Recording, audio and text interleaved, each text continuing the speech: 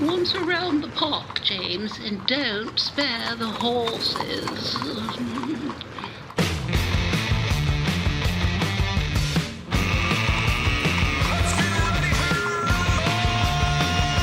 It's showtime.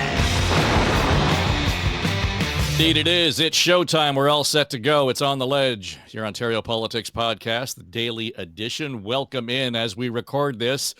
Considering the way things have happened so quickly of late, we have to actually label it and say, as we record this, it's Wednesday, February the 5th, just after 11 o'clock a.m., and by the time you listen to this, some things may have changed. So just a heads up. But it will be the commentary and the analysis of the situation we find ourselves in right now that you'll really want to hang around with. So welcome in. It is the daily episode of On the Ledge, and happy to welcome back Monique Smith from Global Public Affairs. John Wright is here, of course, our original veteran pollster. Amanda Galbraith, the partner at Oyster Group, and our friend from Daily Bread Food Bank, Neil Hetherington. And it's just good to have you all around the table as we go. And I think I know the politics of all of this, and I've sort of heard their perspectives on this. From your vantage point, Neil, you know, running the Daily Bread Food Bank, the bigger issues that you're dealing with, and we'll get into some of the conversations around the poverty mitigation and so on. Just does this exhaust you, or do you look at this campaign as an opportunity? Well, I think, you know, in the face of despair when it comes to more than 1 in 10 Torontonians now having to rely on the Daily Bread Food Bank, you've got to look at every election and every bit of chaos that's out there as opportunity to be able to say, here's what's going on, and here are some of the policy alternatives that are out there, and try your best to be able to weave them into the policy frameworks that each of the parties have. And Amanda, that has been the challenge, right? I mean, considering we're not even talking about the bigger, broader issues that top the concerns of Ontarians, it's all Trump all the time. So, you know, if you were to give Neil any advice, how would you help him navigate and stick handle to make the best of this opportunity? To cut through, I think, honestly, you know, ads are good. I think pushing the candidates and also local environments, right? You can always go to those town halls, those sorts of things. But I would say either you need to have a really big stunt that gets people's attention, or you need to have kind of a steady drip to kind of push through right now, because I'm telling my clients that it is a very tough media environment right now to cut into. I think we're even seeing that candidly with all of the leaders of the political parties, right? They're even having a lot of trouble getting attention paid to their announcements and events. And I don't think that is going to dissipate given the ferocity with which we're seeing in the U.S. and the impacts it's having around the world. Yeah, Monique, when we talk about, you know, your world of GR and government relations, most of the folks I talk to who live in that sector, similar to Amanda, saying, okay, we're just going to sit back and just let the sort of marbles roll out on the floor here to see exactly where everything plays before we take any definitive action on where we want to go. We want to see who's going to be in the chair. We want to see who the other players are around it. Do you find that that's sort of a sit and wait right now for you?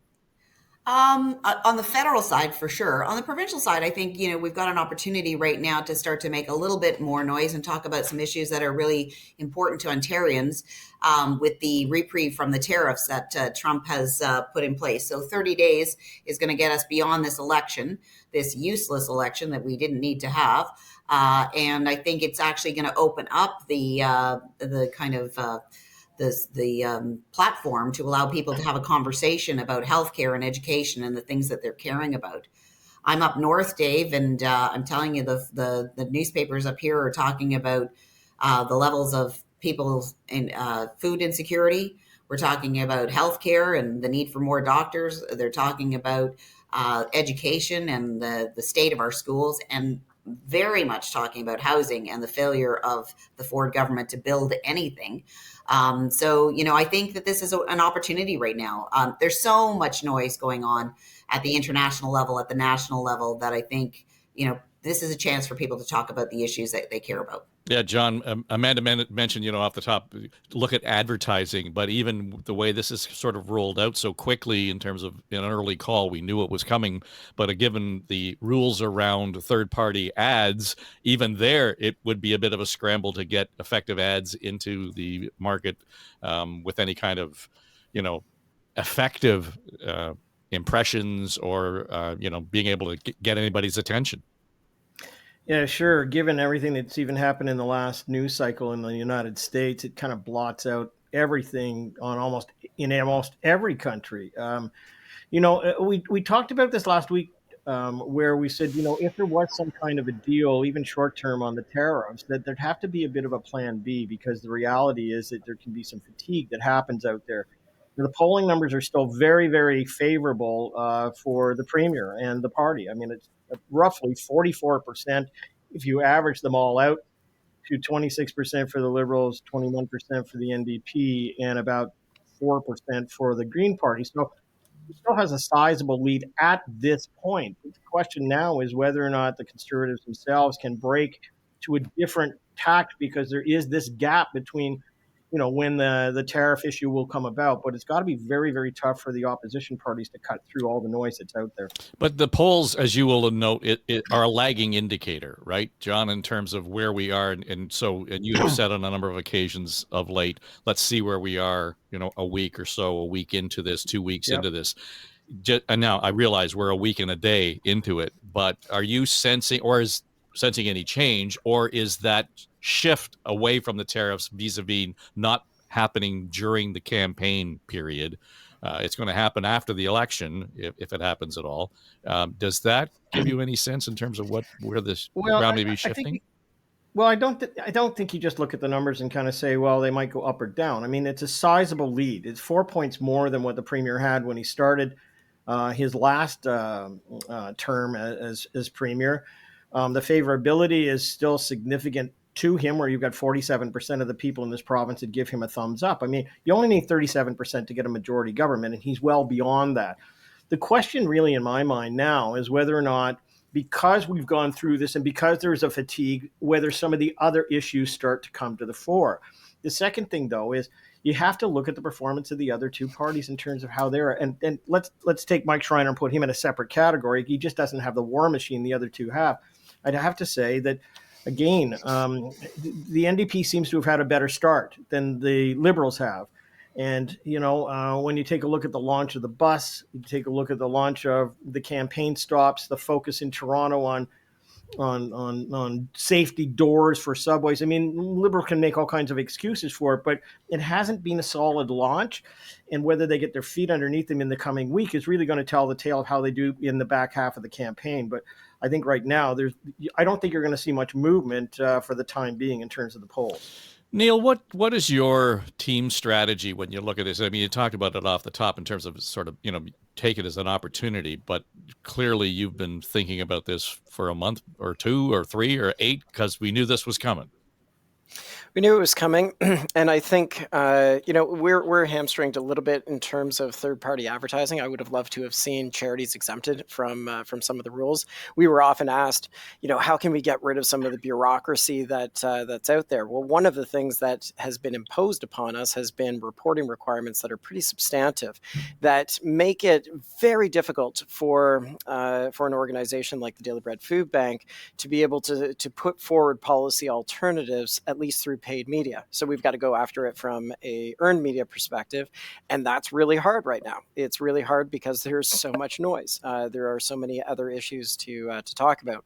So behind the scenes, we will continue to meet with each of the parties and try to influence their platforms. But when you have two parties who are simply focusing on a very popular premier, there is very little room to be able to navigate what are those sort of consequential policies when it comes to disability or building affordable housing that we want to see debated and talked about with all of the parties. Yeah, Amanda, when we look at what the Liberals and the NDP are doing, I mean, I understand why they're focusing their guns on Doug Ford, but to Neil's point, it sort of takes the oxygen out of the wind out of the sails of any other conversation beyond why Doug's a bad guy. Sure, but their job isn't to have a conversation about any of those other issues. Their job is to win elections. That's all they're focused on, right? So however they get to that end is the most important thing. And right now, to John's point, I mean, the premier is he's clocking around 50 points. That's like Kim Jong-un territory right now in Ontario. Oh, I'm sure he'll love that comparison. That's No, great. it is wild, right? The dear leader has come to inspect the assembly line, and we all vote like. So, the only thing that the Liberals and the NDPs should be doing right now is trying to shave points off of him, is trying to make him look, bad, trying to point out the faults, trying to push into those soft spots. So he's had a very Teflon-esque political career thus far. I think, it continues, given we've had the hot mic scenarios, which I'm sure we may or may not get into today. But I think that, their job is not to talk about like real issues. Their job is to win election campaigns. Yeah, and we'll get into the hot mic thing in a second, but you pointed out, Monique, the media in central and northern Ontario is focusing on the conversation around these things, the local media. This is where I think this is probably the first major election where we have had this deterioration of local media. So there's a real challenge there to be able to talk about this. And if it's great if we go to town halls and everything else, but the fact of the matter is, most times, if at all, the Tories just don't show up to these things. So it becomes almost a bathwater drinking session. Absolutely. And I mean, even the local media is struggling to make, these issues come alive. I took a look at the numbers on autism. The autism waiting list in 2018, when Ford won, were 28,000, I think. I might not be exact on the numbers, but it was about 28,000. And he said he was going to eradicate the wait list for treatment for autism. In September of 2024, they were 76,000. So, really simple issues, like it's not a simple issue, but simple facts like that should be, front page. What are you doing? What are you doing for the people of Ontario? How has the world shifted in such a way that these poor families are suffering, that many more, 3 times as many poor families are suffering, not getting the treatment they need for their kids? Those are the kinds of issues that I think we should be talking about, that the media should be talking about. But again, as Amanda pointed out, I mean, it's about winning the election so that we can try and put some policies in place to fix these problems. And part of winning the election is marking up Doug Ford. And I mean, I thought the hot mic issue was an interesting one. I know you're going to get there, but it did show his true colors. He is a Trump supporter, and it looks a little silly on him to be then the champion fighting Trump when he was so clearly cheering him on only a few short weeks ago. Okay, so yesterday in Ottawa, it was interesting to see the response to that. And we all know we had the hot mic issue, and this would have been 2 or 3 days ago now, and had a lav mic on and makes a comment and drops an F-bomb, and that he was getting stabbed by the president. So yesterday in Ottawa, when he was making his LRT announcement, he was asked, not surprisingly, about the hot mic. Yeah, on the hot mic, yeah, he makes me swear once in a while. I think he makes a lot of people swear in this country. So I thought it'd be a little different, a little change, but obviously he decided to pull the knife out and stab us. And when I'm there, my number one job is to protect Ontario, to protect Canadians. That's exactly what I'm going to do. I will fight with every single tool I have in our toolbox to make sure we defend the people of Ontario, and in return, defend the people of Canada.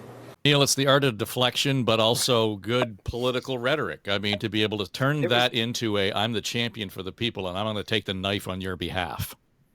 I mean, it was really well done. I don't know who gave him that talking point prior to it, but man, it was very well done as a response, and I think it's also what Ford has been very good at. I did this and it didn't turn out, and so I bobbed and weaved and moved over to some other issue, and Ontarians forgive, and they're like, okay, let's move on to the next one. Yeah, it's a proven track record, John. I mean, how many times has the premier stood up and said, I know, we said we were going to do this, but we did fill in the blank, changed our minds, and we're back to plan B, and we made a mistake, we recognize it, and there's forgiveness. Well, yeah, my own kids wouldn't know Monty Python, right? Like Gen Zs just don't know. But there's that great scene where the foot comes down and just squashes, right? We've all seen that, right? Yeah. I mean, you've got a huge campaign where the premier has, sucks up all the air in the room. I mean, the issue for the opposition leaders is simply this. we've just gone through almost a week of existential crisis. Consumers are now going in. I was at the Metro shopping store yesterday, and people are actually going through, holding up their iPhones, and they're looking at Canadian products. I mean, it did bring me back flashbacks to, honestly, to COVID, the earliest days of COVID, where I thought I'd put all of that stuff behind and locked it in a drawer, but the same feelings of anxiety over the last week came out. So, I mean, it's not that the issues that we're talking about, healthcare and homelessness and food banks, it's not that they aren't important. The issue really is, it's not the most dominant thing that people are thinking about. They're concerned about their jobs. They're concerned about their country. Where I think the Conservatives have to go with this is actually pivot a bit. Part of it is to address some of those issues if they need to do it. But the other part is, we're now having a discussion in this country about breaking down the barriers within.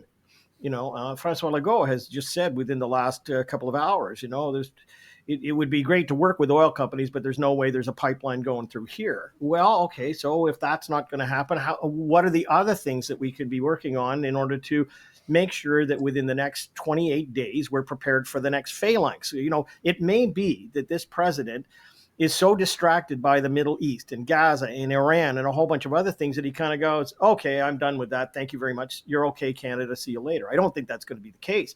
But the real question now for the Ford government is, if we want to keep on this theme, the reason why you had this election campaign was to get that mandate, and it's about this issue, then you're going to have to pivot internally and find some other things in policy and start to bring them to the fore, because that will suck up the air of the room of what the opposition parties want to talk about. So I don't know. I think on my mindset right now, I'm still kind of concerned about the future under Trump, as opposed to just getting a family document. Well, to some degree, the Liberals addressed that because they responded to the Premier's comments about Trump with their own attack ad.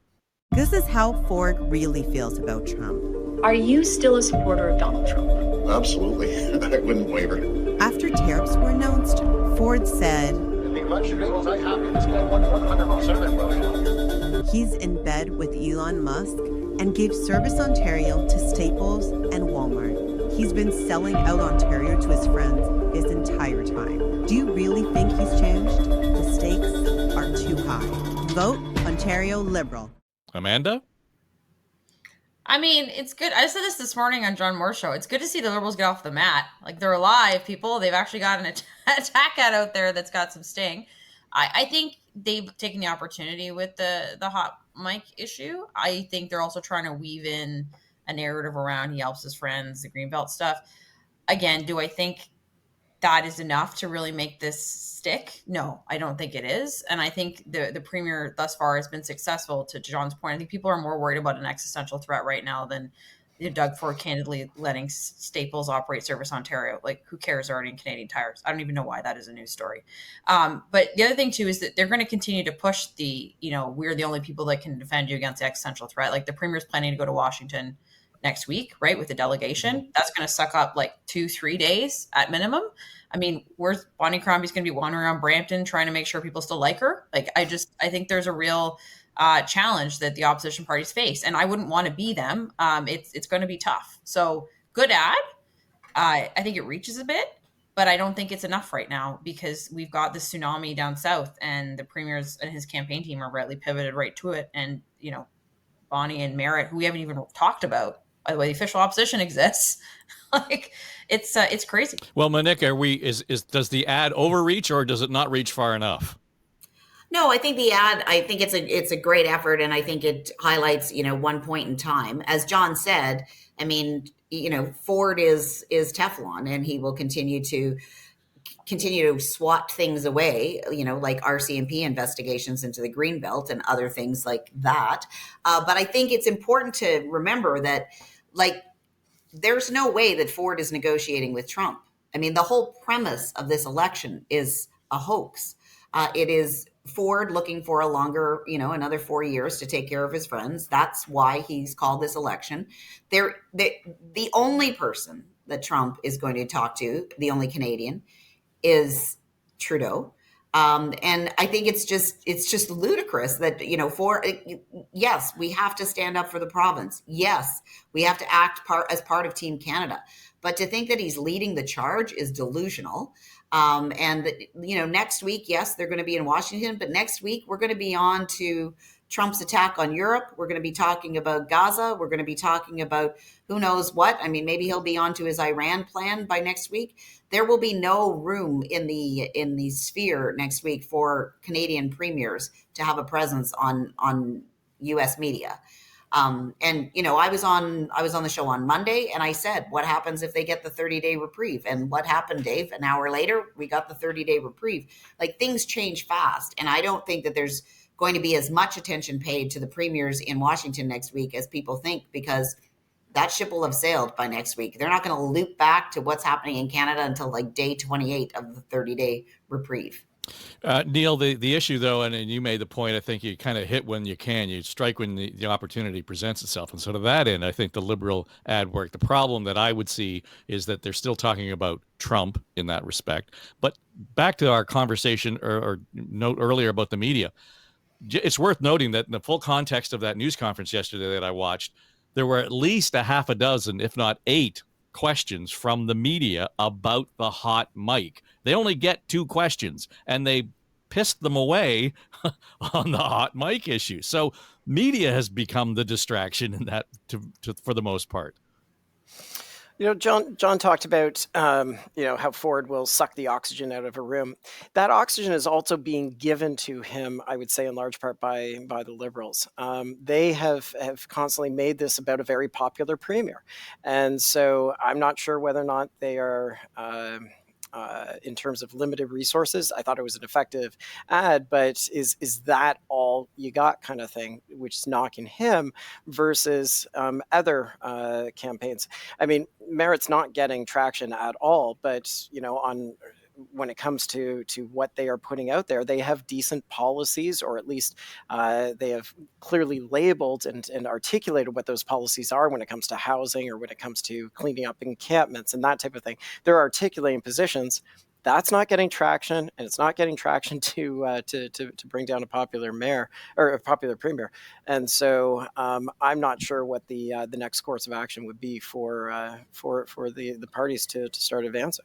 Well, I think it's just funny, tit for tat as well, in terms of being distracted. And this almost is into the playbook, though, Amanda, because as soon as we heard that they were going to launch the attack ad against the hot mic, there's this story about the old quote from Bonnie Crombie, that there was an old clip out there. And to be fair, and it may be out there somewhere, I've been listening for it. I only heard people quote what she said. I haven't actually heard the actual audio. If it's out there, I'd be happy to hear it. But I thought it was interesting that that's where they went on it, against a media stop yesterday in Brampton. So great to be here in beautiful Brampton at one of our favorite bakeries. Martin Medeiros, our candidate in this area, raves about this bakery each and every day when I see him. He's always here getting his espresso and his, of course, custard cups. So she's fighting on the provincial level, but she's got a real fight on her hands at a local level, because Patrick Brown's out actively campaigning against her for family reasons, it seems. But and it might be a small thing, but it's an irritant that they cannot afford right now. No, it's good opposition, right? It's good opera research. All campaigns do opera research, so they go through, they pull old quotes and clips and whatever, which is my guess is, I'm assuming this is the PCs, maybe it's the NDP, who knows?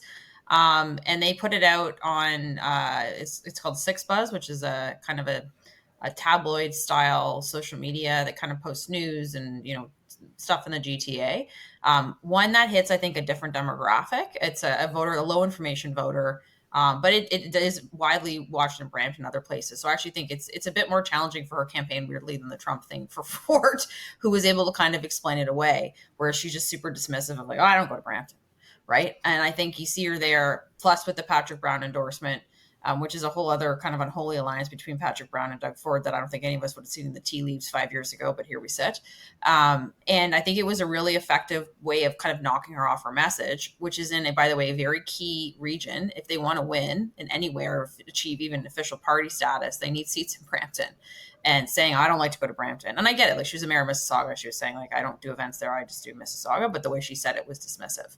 And I think Bramptonians may have some insecurities there where this certainly feeds into. But I asked the question yesterday of Bob Richardson, Monique, is that wise politics for the mayor of a major city in the GTA to be, targeting the leader of the provincial party? I don't think anyone would accuse Patrick Brown of wise politics. Like, his history is not exactly rife with examples of wise politics. The whole kind of 905 world has been a mystery to me over time.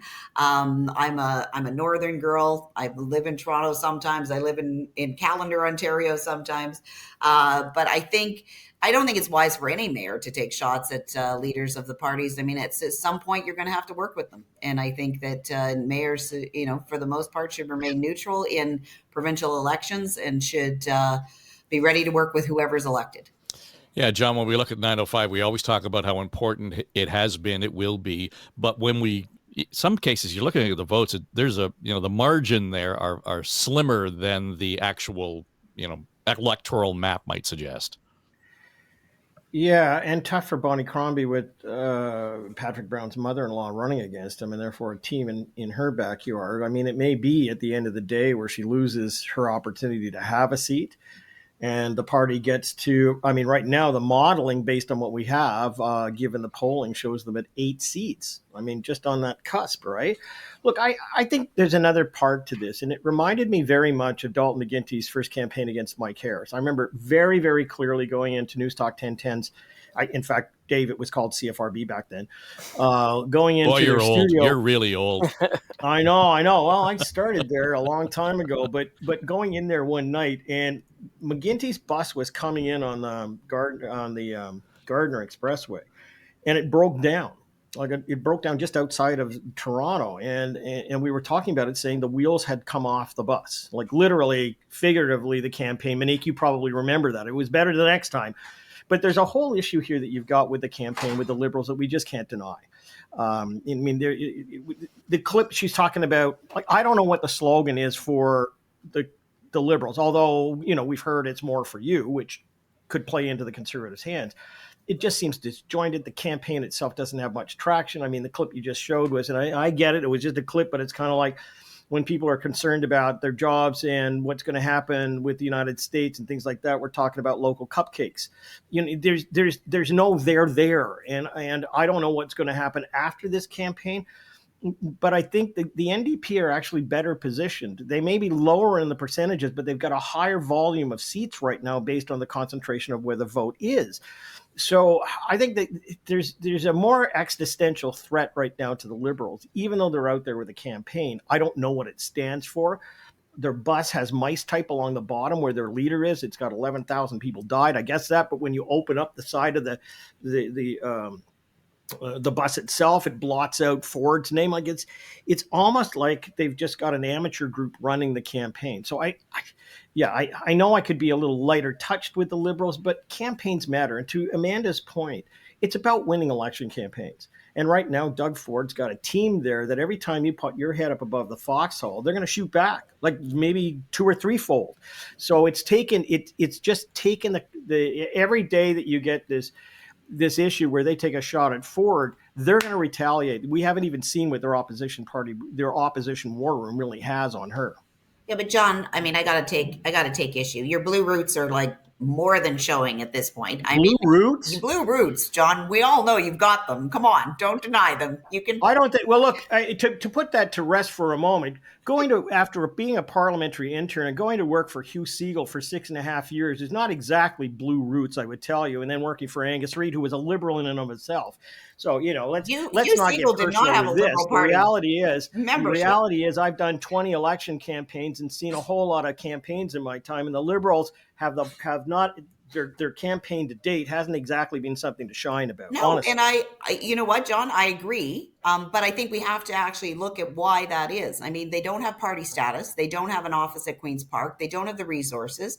What I find interesting in this campaign is that Marit Stiles, who I quite like and I think has a lot to say, has not really gotten any traction, even though she's had the whole machinery of being the leader of the official opposition for what, 2.5 years.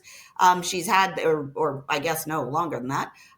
She's got an office, she's got resources, she's got staff, and yet we don't see her shining. We've spent most of the last 29 minutes, 30 minutes talking about Ford and Crombie, and not talking about the official opposition and how they're doing in this campaign. So I find that interesting. I get what you're saying about the Liberal campaign.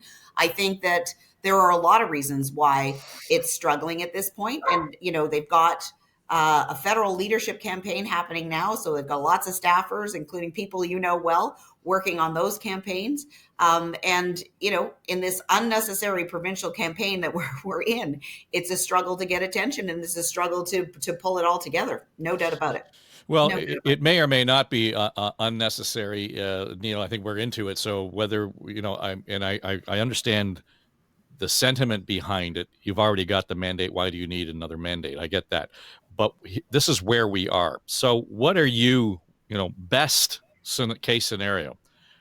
What are you hoping to see happen in the next 30 days? I mean, I would love a pivot to talk about the actual issues that Ontarians are facing. 1 million Ontarians depend on food banks. That should evoke some sort of significant policy conversation at every single press conference, not whether or not our premier would have voted for Trump if he was American. And so I would love for the pivot to those types of conversations. It has been incredibly frustrating to me that it has been a campaign about personality rather than a campaign about substance. Well, to be fair, it's ever been thus when we start talking about, these things. Yeah, but let's challenge that for a moment. It's and I'd look at anybody who's in the opposition. First of all, it's been smart politics the way this was played. You can't Absolutely. deny that. They knew that this was coming. They lined up the batter, they lined up the plate, they threw the ball, and bang, there's tariffs for you and protect Canada. Secondly, the only issue that people have been talking about so far is exactly what's been put over the border by the President of the United States. He's threatened us.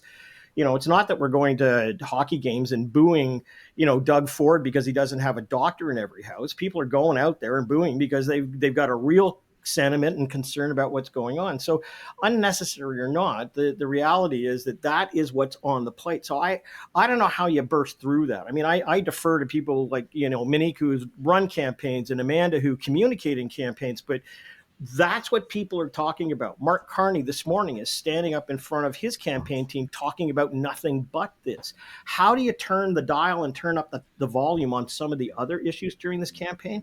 That's a pretty monumental task. That's not my skill set for sure. All I know is that that's what you're dealing with.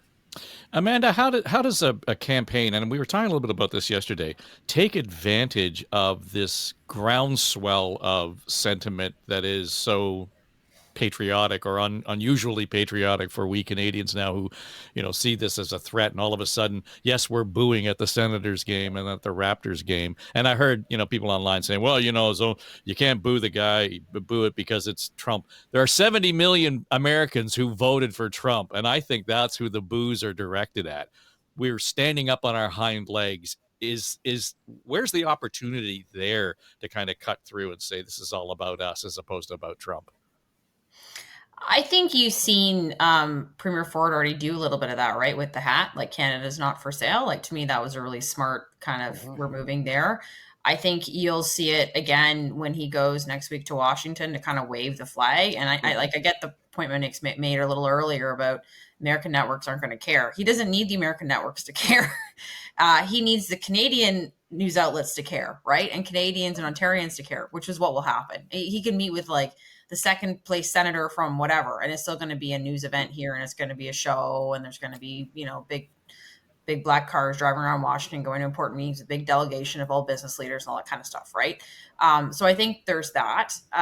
And I think because he's the leader of the province, he's uniquely positioned to do that, unlike the other opposition leaders who will try. But I think the problem is the environment, and it's your point, is more of like a rah cheer Canada, and nobody wants. There's not a lot of appetite to sit here and throw pot shots at each other about why this sucks or why that isn't good anymore. People have seen an existential threat, and their natural instinct is to pivot and fight that as opposed to fight each other internally. And I do think there is movement, there's definitely room, and I'm sure John's seen this in polling around like the doctor issue, the medical issue. I think that is like a place where the Liberals could make it sticky, or the NDP if they were successful at it. But they need some space to breathe. I mean, last night, I was just making dinner and my phone started to explode because the President of the United States decided to annex Gaza. This morning, like last night, they canceled all packages from USPS, and like this morning, now all the 10 hours later, it's done. Like it's wild. So I just think cutting through in this environment is incredibly difficult. I also don't think an opposition leader candidate frankly wrapping themselves in the Ontario or Canadian flag is going to get them any more votes. Like it's really not. Like they need a really good piece of oppo to kind of dump in here to knock Ford off of his game, or they need to kind of pick a lane and really start to hit and over and over and over again. And every day on the campaign, it's that issue. Until maybe there's some conversation around it. But I would also just one more thing on Neil's point about affordability. I actually do think that's a major issue people have been talking about. Pierre Poilievre, for example, federally have been talking about it for ages. The Liberals federally have been way behind that ball. I think there's a lot of conversation about it there. But right now, as John's talking about, where we're at is there's so much oxygen being sucked up by the U.S. It's so new. It's so fast. It's so fresh. It's just people have turned away from that for the moment. But I do think there's a lot of conversation happening in this country around affordability. Well, on that then, Neil, I mean, isn't that the way to sort of wedge the tariff conversation? This is going to be about affordability. I mean, and this is how we're going to manage it. And I don't hear that angle or that point being made. It's about an unnecessary election when we should be talking about affordability. Doesn't the tariff actually give you the opportunity to talk expressly about affordability? It should, but I think the premier has done a masterful job of being able to come across that he is the one best positioned to be able to deal with this. I think the public believe that to be the case. To Monique's point, whether or not he actually is having those conversations with Trump, he's not. But he's certainly perceived as the one that would be best positioned to do that. And then that translates into a more stable Ontario. That translates into the job losses that will be prevented from happening. And so he's got that perception, and it's going to be very difficult for either of the other parties to be able to knock him off it. Well, we've talked about where Crombie has been in the efforts based on their attack ad, and I think it's interesting. Yesterday when we were on, Anna Bailau is in Marit Stiles' riding, and she said, I like her, etc. But her view was that there were too many things being dangled out there as opposed to focusing on one or two really specific things. So it happens as we speak. A couple of hours ago, Marit Stiles, the leader of the NDP, was in Parkdale and, talking about a Parkdale issue. Well, folks, I am here today to talk about one of Doug Ford's greatest failures and what I'm going to do about it. You heard it already. I am here today at in Parkdale, where people experiencing homelessness, poverty, and food insecurity can get some support, be part of a community, and get some support to rebuild their lives. And that's the message, isn't it, Neil? I mean, that's where you want to take it. Here's the challenge. That's going to get buried in terms of the introduction to her comments. But later today, she's supposed to sit down with Steve Paikin. So here's hoping that, he'll press her on that. Well, I think she's right to be there. Park is a fantastic organization that's doing a lot of great things, but is that getting traction across the province? Hammering home the affordability crisis, I think, would be wise of the other two parties. I'm really unclear on how they're going to be able to get it out with the noise that we see across the province or across the news cycle, particularly when the press is asking the 8 questions about a hot mic or about Trump rather than about the issues that we're all facing. So, John, let me suggest, and it's already kind of come up here in terms of the chaos, the circus that is Washington right now, and Amanda pointing out all the swirl. I mean, there isn't just one thing. We're watching a president deconstruct a country in front of our eyes without putting too fine a point on it.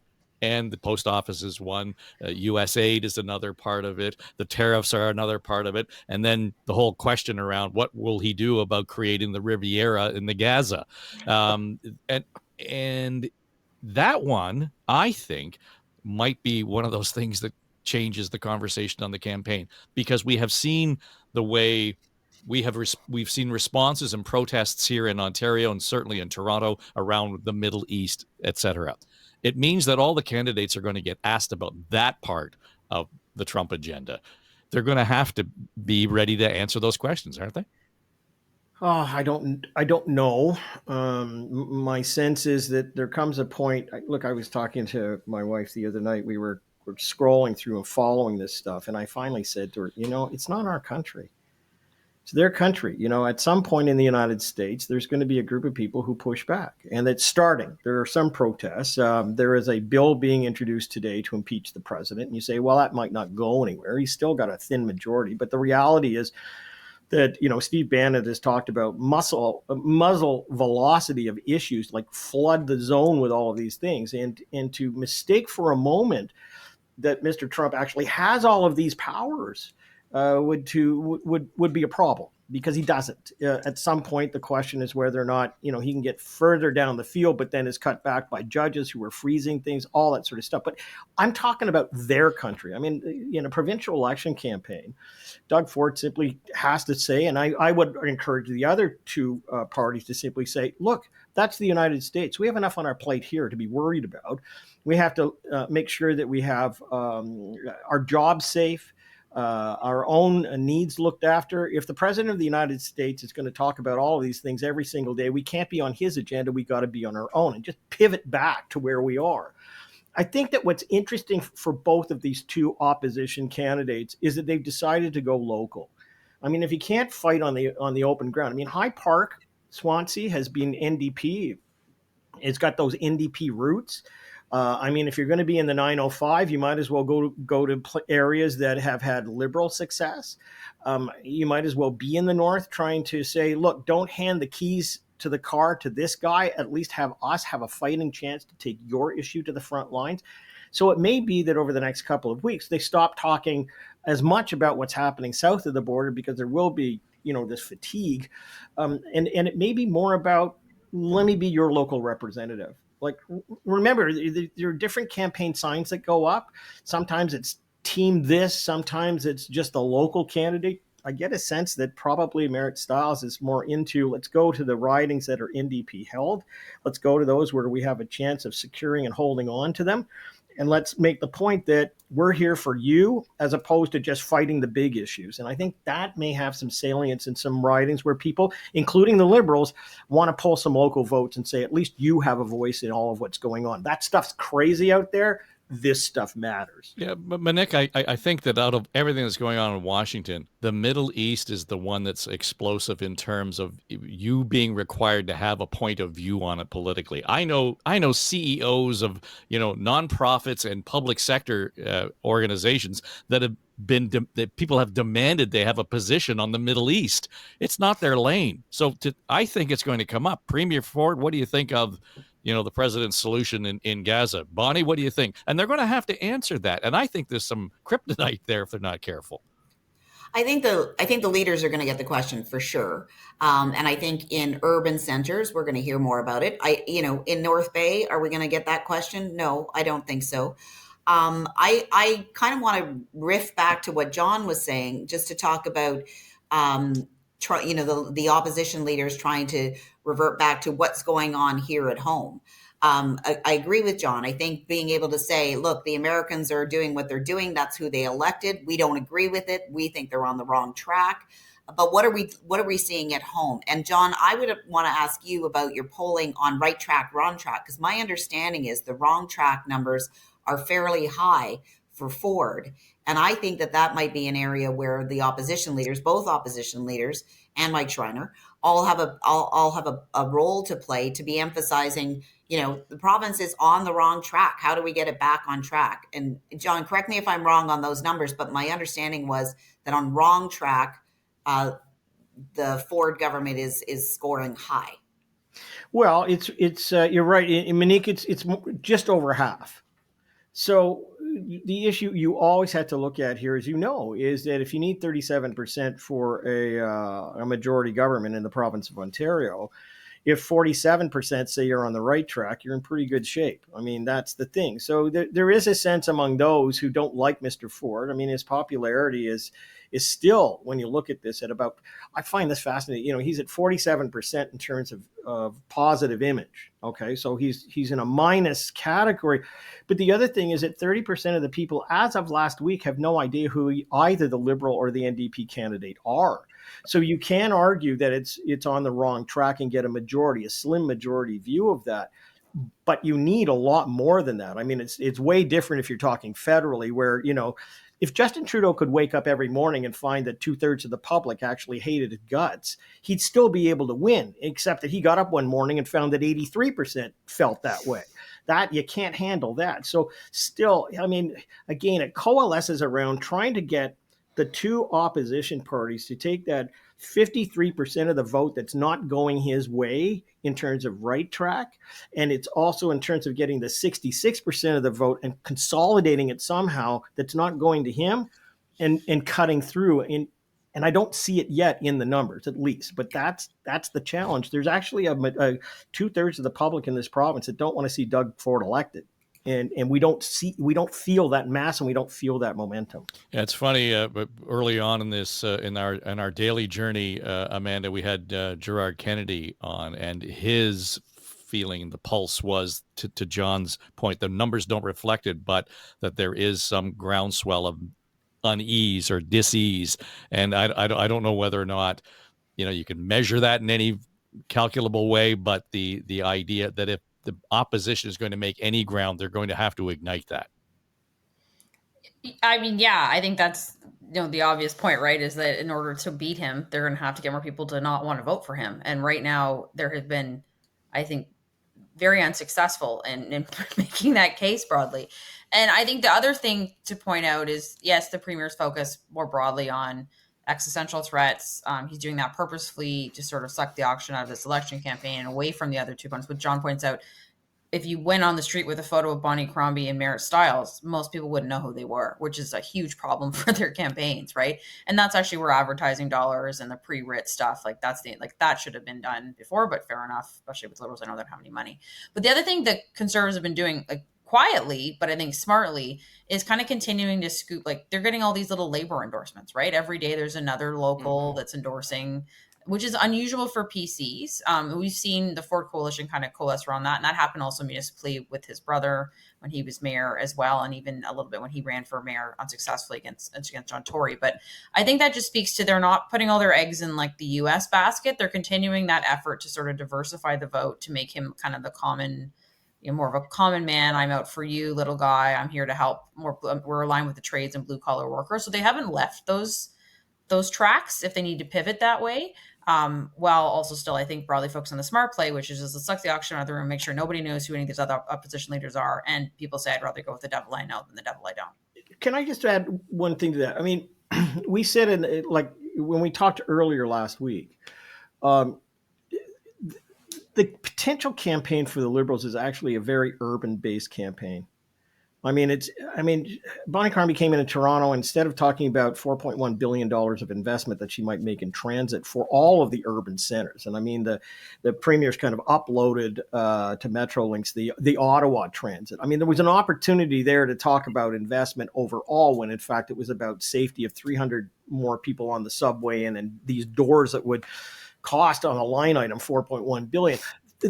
If there was a way in which somebody in the Liberal campaign could walk into the room and say, okay, we're going to scrap what we were doing, it's not working, we're going to move in and we're just going to focus on trying to wedge into those seats that we can get in the urban centers and in the north, and we can talk about these issues and forget about the other stuff. then everything would be oriented towards that. But it's not the case at the moment. And so I think that there has to be a real reorientation in the back 3.5 weeks of this campaign to try and move into those areas where there's some soft flesh for the Liberals. And if it's out taking on Ford on his issues, I don't think they're going to win. But if they're into the urban settings and into these places that really matter on the issues that matter for healthcare and what Neil's talking about, then their real competition is just the NDP, not necessarily the Conservatives. Neil, how much of your team's effort right now is to have the Daily Bread Food Bank, your central location, a campaign stop for the leaders? So we are hosting, a local debate. I'm disappointed that the winning strategy continues to be that if you're in the lead, you don't show up to local debates. I find that very frustrating for democracy, but I understand that it works well. And so we will have the Liberals, the NDP, the Green, and the none of the above party arriving here at the Daily Bread Food Bank to have a debate next week. We do want to make sure that the leaders know that we will work with every party. We are a charity. We have to be a nonpartisan, and we continue to do that. At the same time, we are going to press upon them. Here are the facts. Here's what's going on in your ridings when it comes to poverty with food bank usage, and here are the policy alternatives. But it's. When we talk about the on track, off track numbers, when and 30% of Ontario not knowing who the NDP or Liberal leaders are, then there is just such advantage for the PCs right now. And they are also, Joe Biden would always say, don't compare me to the almighty, compare me to the alternative.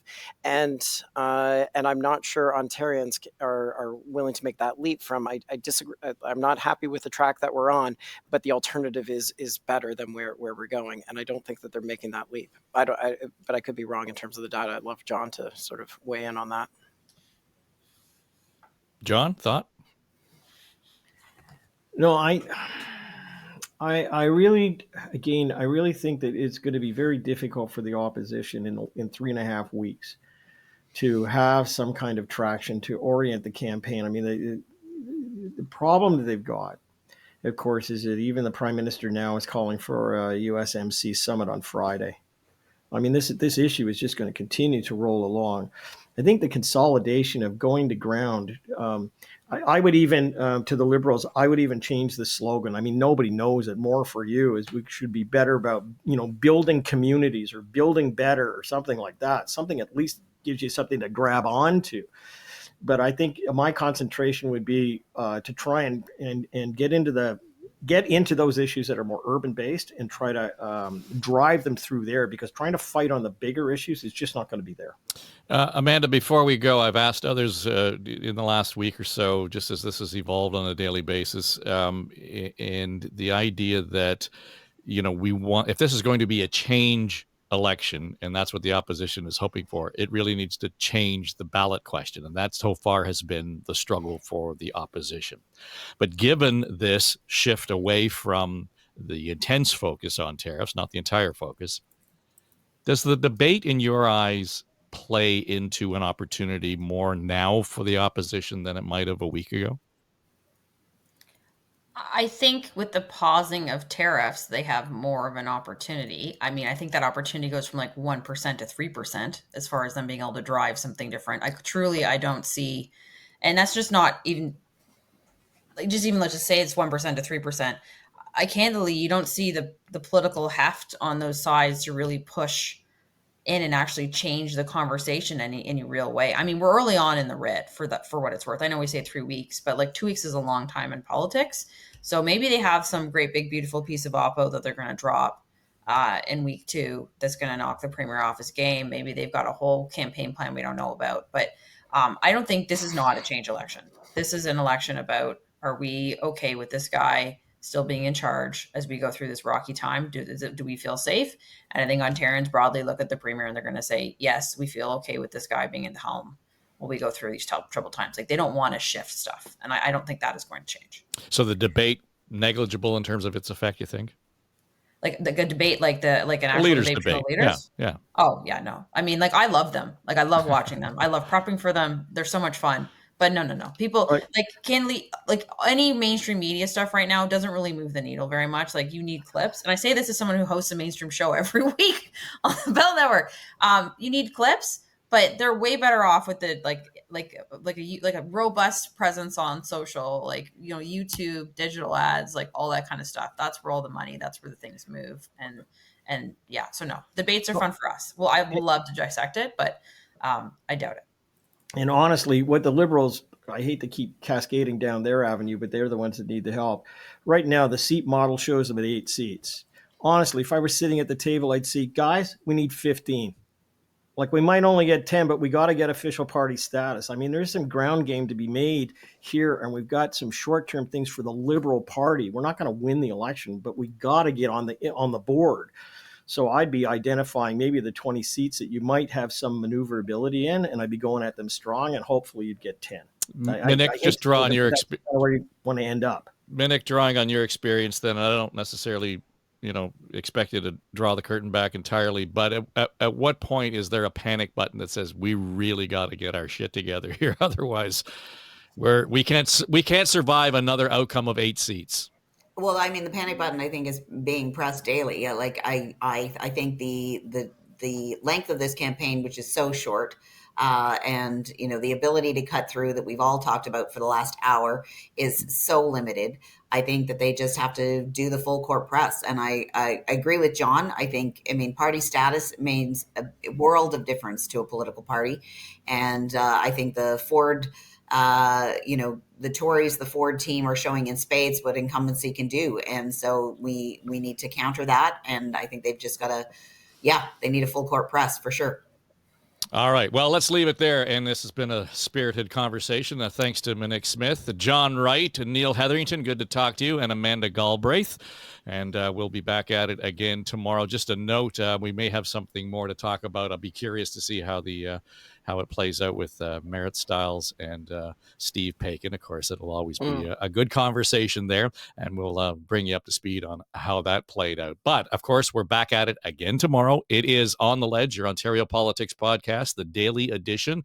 And if you've got something to say about what we had to say, you can go to my website, davetrafford.com, and there's a talk back button there. You can leave us a message, and we'd be happy to include you and your thoughts in the programming. In the meantime, thanks for being here. I'm Dave Trafford for Story Studio Network.